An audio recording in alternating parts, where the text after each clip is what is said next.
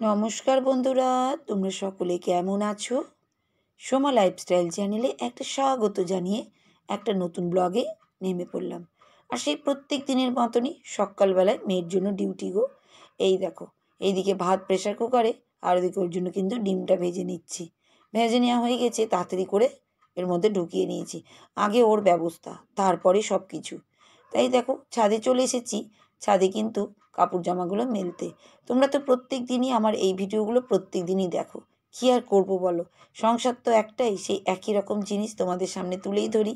কী আর করব, সব কিছুই একই, আমিও সেই একই, আর আমার সংসারও সেই একই। প্রত্যেক দিনের কাজ তো আর আলাদা হবে না, ডেলিকার ডেলি একই সে রুটিন। আমারও আর ভাল লাগে না, কিছু একটু অন্যরকম করতে ইচ্ছে করে, কিন্তু কি করে কি করব বলো। হ্যাঁ, যেদিন বাইরে যাই সেদিন তো বাইরেরটা দেখাই, কিন্তু ডেলি রুটিন তো হবেই। যেমন প্রত্যেক দিন মানুষরা ভাত রুটি মাছ মাংস ডিম খাওয়া, সেম একই, কিন্তু একটু রান্নার টেস্ট আলাদা হয়। সেম আমারও তাই, একটু একটু গল্পগুলো কিন্তু আমার আলাদাই হয়, তোমরা জানোই।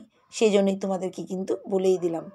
আর এই দেখো, আমি কিন্তু রান্নাঘরটাকে সব বাসন কোসনগুলো মেজে নিয়েছি। ওই যে সকালবেলায় যেগুলো হয়েছে সেগুলো মেজেই নিয়েছি। আর সব মেজে আগে কিন্তু ছিমছাম করে পরিষ্কার করে নিচ্ছি। আমার যতটা ভালো লাগে পরিষ্কার পরিচ্ছন্ন রাখলেই যেন শান্তি লাগে, যতটা তাড়াতাড়ি সব কিছু করা যায়। আর কি করব বলো। এই দেখো, এখনও কিন্তু আমি চা কিন্তু খাইনি।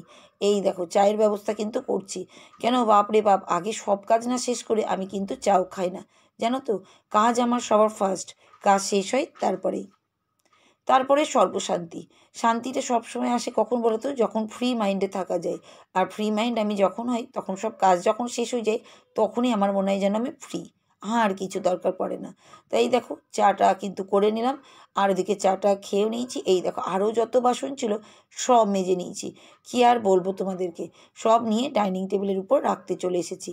তার কারণ কি বলো তো, ওইদিকে তো রান্নাঘরে জানোই কাজের মধ্যে ব্যস্ত থাকবো, আর এত বাসন, একটু জল ঝরলে পরে কিন্তু আমি সব তুলে নেব। মানে এখন আমি একটু রেখেই দিই এখানটায় ডাইনিং টেবিলে। আর জলগুলো সব ভরে নিয়েছি, সব একটার পর একটা বোতলগুলো কিন্তু রেখে দিচ্ছি। আর দেখো, ঝুড়ি কিন্তু ফাঁকা আজকে আমার। আমার কিন্তু ব্যানানা মানে আমার কলা কিন্তু আজকে নেই, আমাকে একটু বাইরে যেতেও হবে। তোমাদের দাদা ভাইয়ের আমি একটু বাইরে যাব।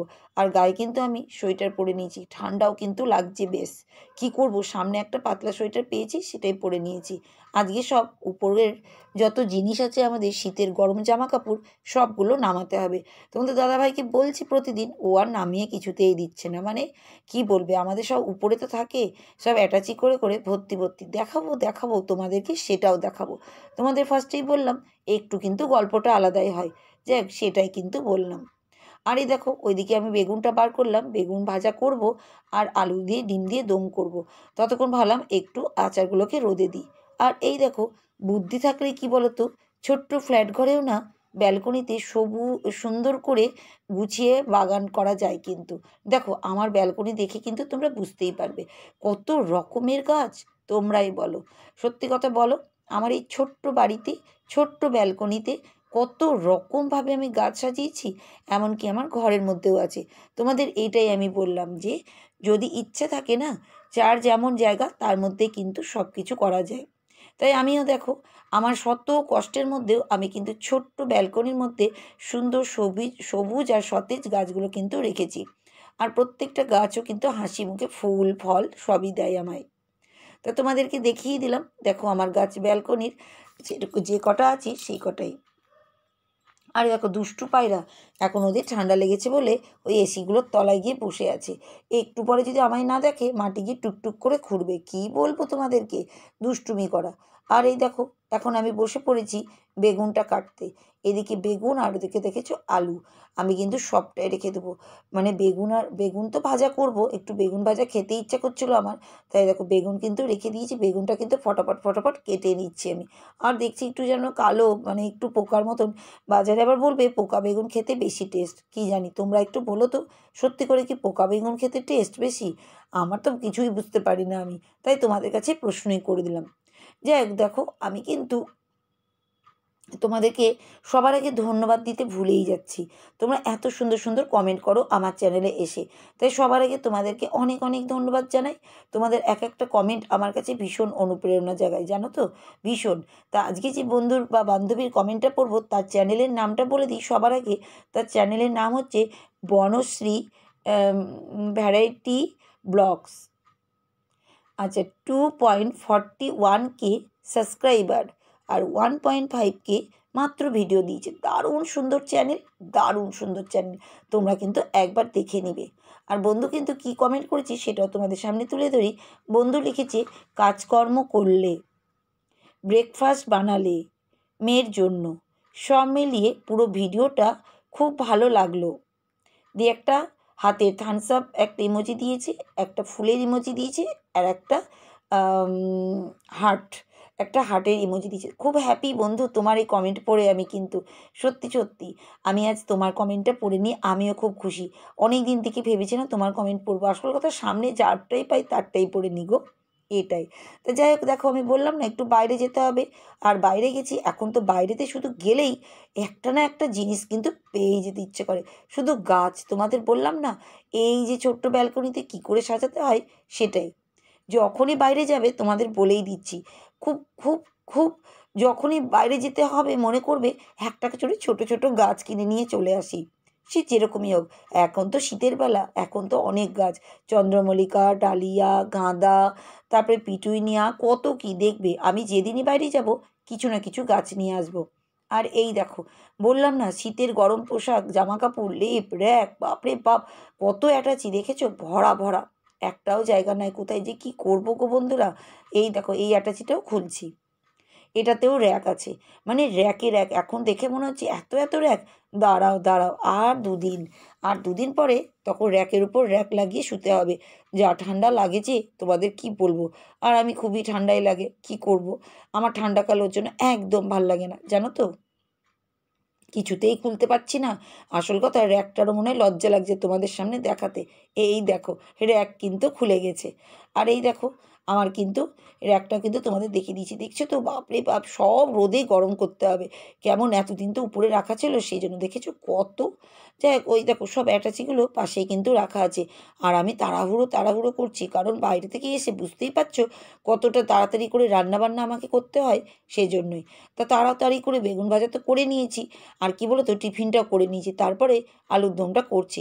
কারণ কি বলো তো, একসঙ্গে তো পারবোই না অতগুলো কাজ করতে। সেই জন্য এসে আস্তে আস্তে তো বুঝতে পারছো 10টা সাড়ে 10টা বেজেই গেছে, মনে হয় 11:15 মতনই বাসো। তারপরে এতগুলো কাজ, সেই জন্য আগে এসে টিফিনটা করে নিয়েছি। টিফিন করার পরেই কিন্তু আমি তরকারিটা করছি, কারণ একবারে রান্না করার পর টিফিন করলে তাহলে তো আমার বেজেই যাবে 12টা। তার মানে বুঝতেই পারছো। আর এই দেখো ডিমটা কিন্তু এই সিদ্ধ করে ডিম একটাই কিন্তু করছি, কারণ তোমাদের দাদাভাই একটাই খাবে, আমাদের সব ওই দেখো রাখা আছে সব ভাজা। কেন বলো তো, গ্যাস অম্বল, বুঝতেই পারছো তো। আর ওরকম খেতে ইচ্ছাও করছিল না, সেই জন্য ও বললো খাবে, তা ওরটা করে দিলাম। যে যেরকম আমরা সেই সেরকম। আগে শুধু আমার মেয়ে খেত ভাজা, আর আমরা আমরা খেতাম গোল গোল, কিন্তু এখন ওর সঙ্গে সঙ্গে আমিও তাল মিলিয়েছি, দারুণ লাগে। তোমরা কিন্তু খেতে পারো। আলুর দম করবে আর ডিম ভাজা করবে, দেখবে আলুর দমের যে মশলার তরকারিটা থাকবে তার সঙ্গে ডিম ভাজা দিয়ে রুটি ভাত যা খাবে, দারুণ টেস্টি। আমার তো ফেভারিট একদম। ওই জন্য আমি সেদিন দিনের বেলাতেও খেতে লেগেছিলাম, জানো তো। এই দেখো ওদিকে আবার তরকারিটা কিন্তু হতেই লাগছে। এই দেখো ওদিকে তরকারি দেখছি, এদিকে কিন্তু আবার রুটিটাও করছি। একসঙ্গে সবটা সেরে নিলে আমারও একটু কষ্টটা কম হয়, কারণ রাত্রেবেলায় সময় যেন কীভাবে পার হয়ে যায় গো। আগা গোড়ায় তো মেয়েকে আগে পড়াতাম, সেই জন্য টাইম পেতাম না। আর এখন কি বলো তো, এখন না কত কাজ, বুঝতেই পারছো তো, ভিডিও এডিটিং করা, তারপরে এখন তো আমি লাইভ করি প্রচুর, তারপরে তো মানুষজন আছেই, ফোনে কথা বলা, অনেক কিছু ব্যাপার। সেই জন্যই আমি রাত্রেবেলায় কোনো কাজ রাখি না, যতটা পারি দিনের মধ্যে করার চেষ্টা করি। তো এই দেখো রুটিটাও এদিকে হচ্ছে, তরকারিটাও হয়ে যাচ্ছে, দারুণ সুন্দর তাড়াতাড়ি। আর পরে গরম গরম ডিমটা কিন্তু ভেজে নেব। তো এইদিকে দেখো হয়েই গেল তরকারিটা, আমি অফ করে দিলাম। আর এই দেখো এবার চলে এসেছি আমার ব্যালকনিতে। কি সুন্দর যে আমার গাছগুলো দেখে লাগছে না। আমার মনের শান্তি, চোখের শান্তি আমার এই গাছ, জানো তো। মনের শান্তি সর্বকিছু, মনের শান্তিটাই সব থেকে বেশি আমি মনে করি। আর দেখো এই কলার খোসাগুলোও কিন্তু আমি মাটির তলায় পুঁতে দেবো। আমি সবসময় এই দিয়েই কাজ করি। এই দেখো এখানে কিন্তু লাগাবো এই গাছটা, আর ওখানে আরেকটা গাছ, দেখেছো? এই দেখো একটু করে জল দিচ্ছি। এখন আবার শীতের বেলা বেশি আবার জল দেওয়া যাবে না, জানো তো? বেশি জল দিলে গাছের মাটি কিন্তু খারাপ হয়ে যাবে, সেজন্যই। কারণ গাছ বেশি জলে আবার থাকতে পারবে না, এখন শীতকাল। আর আমার তো কিন্তু বৃষ্টি কুয়াশা কিছু আসে না, কিন্তু শীতকাল তো বেশি জল দিতে বারণ করে গাছপালারা। তাই আমিও খুব কম কম করে জল দেওয়ার, এই গাছটাও কত সুন্দর দাঁড়িয়ে গেছে দেখেছো? কী যে ভালো লাগছে, তোমাদের কি বলবো। তা তোমরা কিন্তু বলো আমার ভিডিও তোমাদের কেমন লাগে। তোমাদের এক একটা কমেন্ট আমার কাছে ভীষণ অনুপ্রেরণা জাগায়।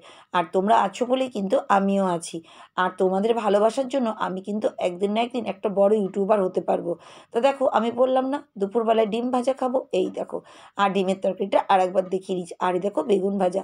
এবার কিন্তু দুপুরে লাঞ্চ করতে বসবো। আর কি করব বলো, ডিমটাও কিন্তু ভেজে নিচ্ছি। তো একবারে সব কাজটাই তাহলে কমপ্লিট করে নেবো আমি। দুপুরবেলায় একদম লাঞ্চ করতে শান্তি মাথায় বসে পড়ছি। তা এই দেখো থালাও কিন্তু বার করে নিয়েছি। তা আজকের মতন